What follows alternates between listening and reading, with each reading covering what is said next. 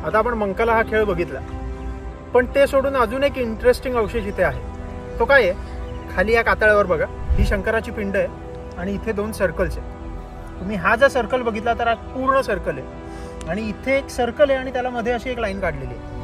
आणि इकडे बघितलं तर प्रॉपर शंकराची पिंड जी आपल्याला आत्ता कुठल्याही देवळात सापडते तशी आहे. तर ह्याच्यावरून आपल्याला काय समजतं? पहिलं तर जेव्हा ते कोरलं गेलं तेव्हाच हे कोरलं गेलं असेल तर शंकराचे भक्त इथे होते याचे उल्लेख आपल्याला आढळतात. त्याहीपेक्षा जास्ती शैव परंपरेतली लोक इथे वावरत होती आणि इथे वावरत असताना ते व्यापार करत होते असे उल्लेख आपण म्हणू शकतो. अजून एक गोष्ट सांगायची म्हणजे इकडचे जे सगळे आत्ताचे ग्रामदैवत आहेत, भैरी असेल, जुगाई असेल, भगवती असेल, अगदी अजून वेगवेगळ्या प्रकारचे असतील, ते सगळे दैवत हे शैव परंपरेतले.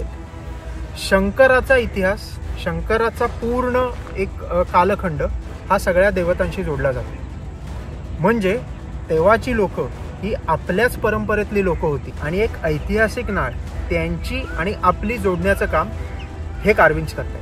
आणि मग तुम्ही म्हणाल की या सर्कलचा अर्थ काय?